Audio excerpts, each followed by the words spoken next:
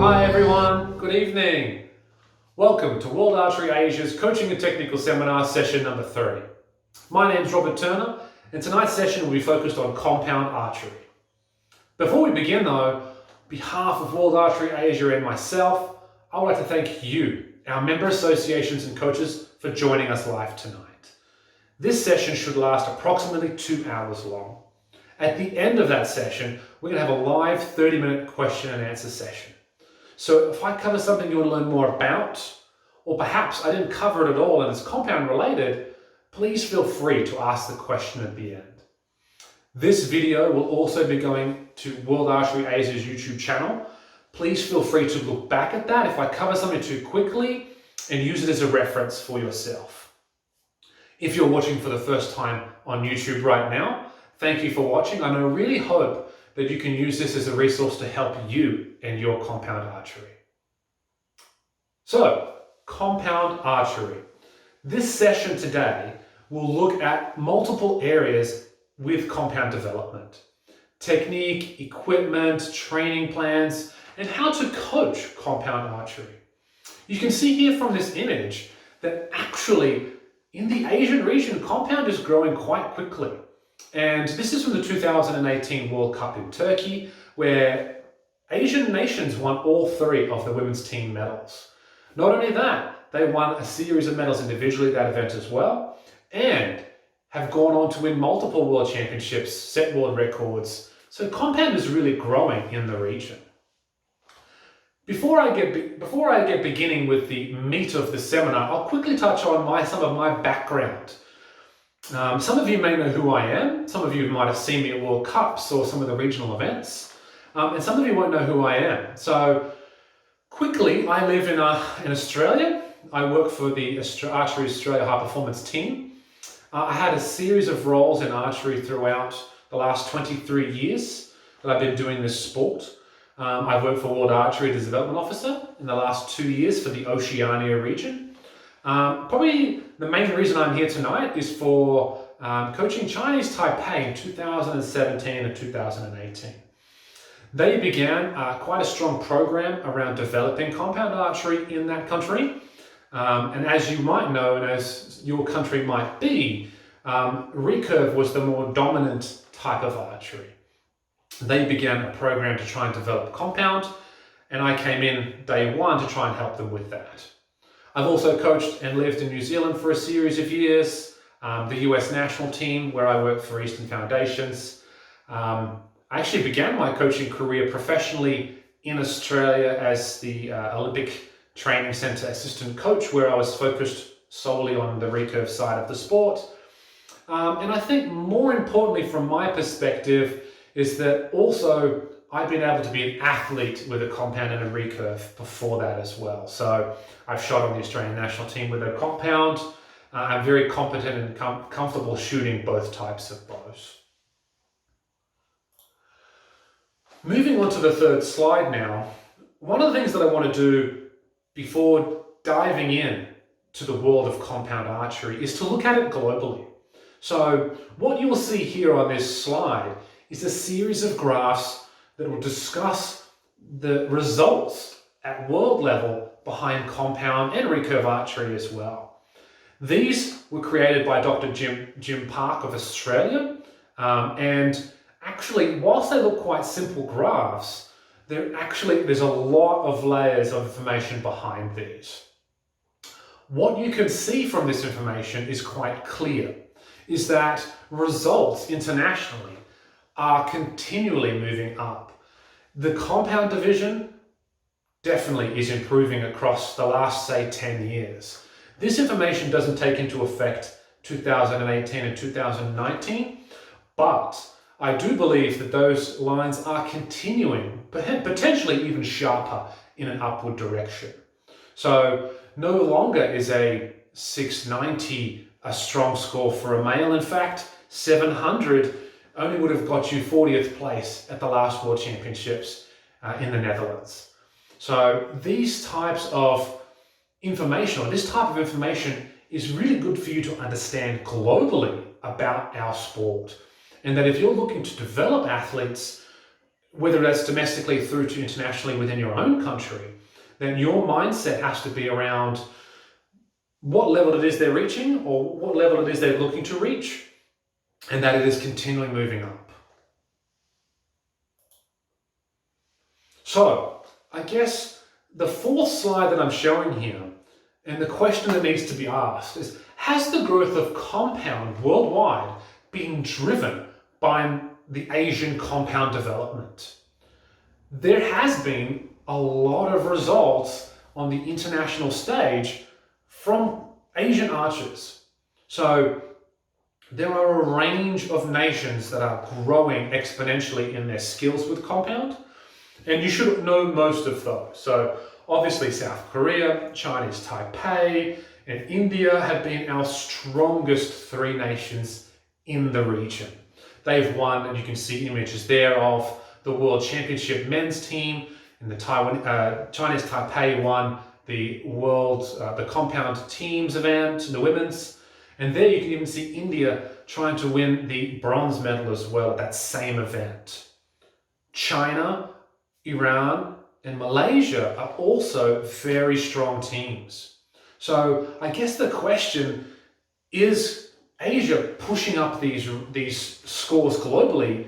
I think the answer is yes, because not only is it these teams, these 6 main teams, there's a series of other Asian nations that are also ones to watch. Vietnam, Bangladesh, Thailand, Singapore, and Sri Lanka all have very good compound archers that are, I think, quickly developing. Bangladesh and Sri Lanka, especially as they have 2 coaches that are full-time and quite well averse to coaching compound archery. So those global results are something that I think are being pushed by the Asian region. Now, it's not the only reason they're growing. Obviously, the sport itself is moving up in many areas, but I think it's a good point behind it. Now, in my 5th slide, I guess the question is being posed, and something you should be asking yourself is, why is it growing in Asia? Why is compound continuing to grow in this region? I've tried to spell it out a little bit about why this might be happening. So I think the main reason behind this is the rise of compound at major events. You've seen them in the Southeast Asian Games, the South Asian Games, the Universiade has now got compound in it, and the Asian Games have all accepted the compound bow, and that typically leads to more government and financial support. There is other areas that make the Asian region good for compound development. One would obviously be the recurve crossover skills. Recurve in the Asian region is the strongest style. There's no doubt about it. What they do have is a fantastic foundation in technique, the how to move their body when they use that bow. The crossover from that technique to compound is a lot closer than most people realize. They also have great release and aiming execution skills, and mainly one of the big ones as well with the compound is excellent training habits. Whilst they might not have the knowledge of the compound, the training habits can help them move quickly or develop with the compound bow. One of the other main things you're looking at with developing compound archery is strong domestic competition.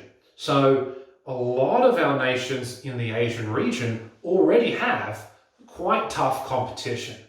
Even in the compound section, Chinese Taipei, China, Korea have very good domestic compound competition, and in other nations as well, not just those 3.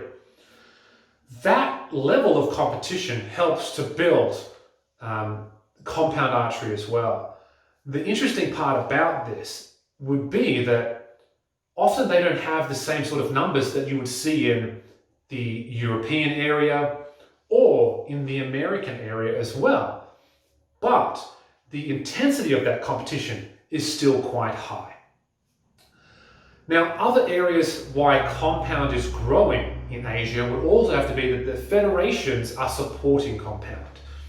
I'm not saying that other federations don't, but definitely the support of your national federation is very important. The actual embracing of the compound bow can be a little difficult in some, and the more that your federation embraces the bow can be very helpful for you. Finally, I think one of the main areas that's also helping the Asian region is its interest in seeking education opportunities. So I've seen a numerous number of seminars and camps happening in the region that is trying to upskill their coaches and athletes. This is very important for the growth of compound in the region, as knowledge and skill in actual coaching techniques are typically not known. So adding this education section has been greatly helping the region. So in the previous slide, we were looking at why compound is growing in Asia. In slide number 6, we're looking at, well, why is compound struggling in the Asian region? Now, it's never just one thing. Typically, there's a range of issues why compound is not growing. I think the first and foremost, it's important to acknowledge that in the Asian region, recurve is typically the focus. They have more funding, and there's a lot more history involved in the recurve bow than the compound bow. As well as that, there is a lack of coaches. Typically, the coach's skill around compound isn't as much, but there seems to be a bit of a fear or unsurety about compound bows. They're seen as more technical, and without the knowledge of those bows, they can feel a little less comfortable when actually trying to coach them.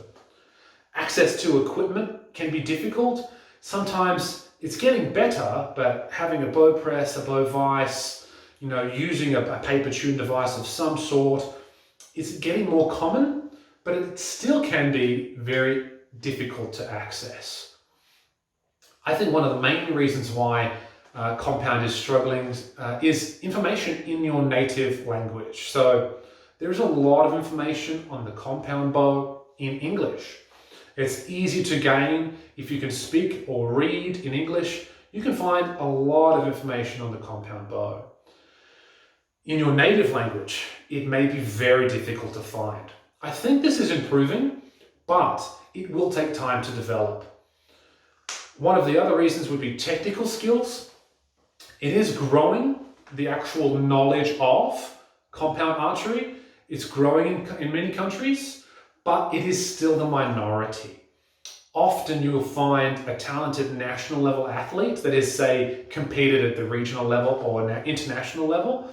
They are the ones that are helping to spread the information throughout their country and are teaching the coaches as well.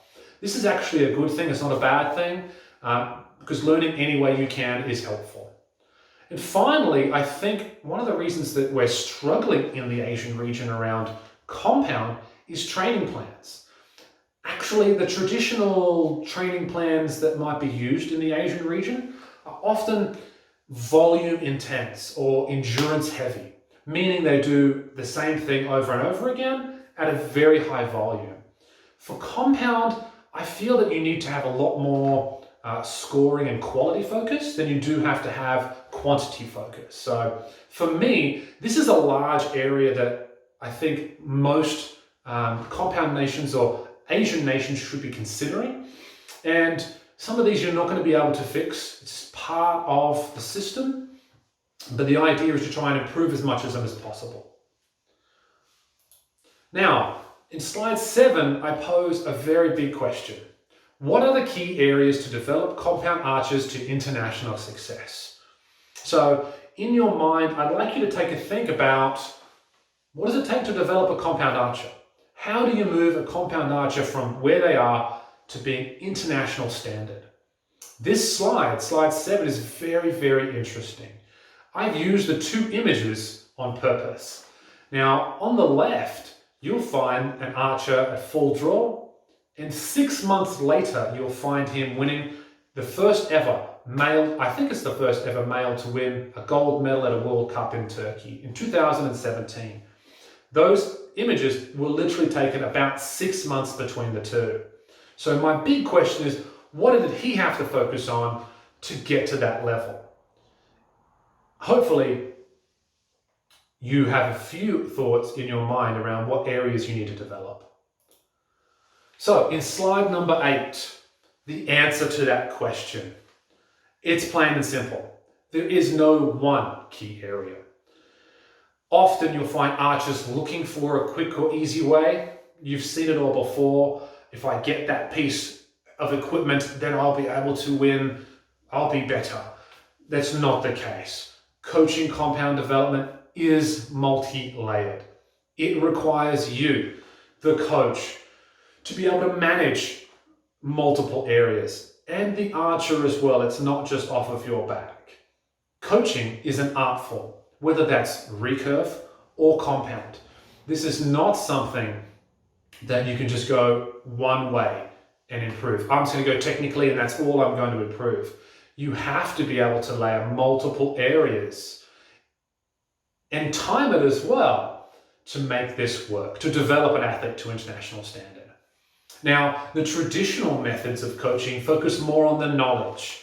Typically in archery, that's very much the case. The science of aligning yourself, of setting up your equipment, of shooting your bow. But a more modern approach focuses on the coaching. And that's connecting with the athletes, building relationships, understanding those athletes, creating environments for them to learn, and understanding the motivation behind yourself and the archer. So there is no one magic bullet that will help an athlete across the line. Typically, it's going to be multiple areas to see archers develop. Now, moving on to slide number 9. These are the 5 main areas that I feel will help develop an archer in the compound world. Now, these are actually quite similar to the ones that I will look at for a recurve as well. I actually feel like they're quite the same. Now, some of these you might agree with, some of you might not agree with. I'm actually interested in hearing in the question and answer section if you feel there's another region or another area you need to be working on.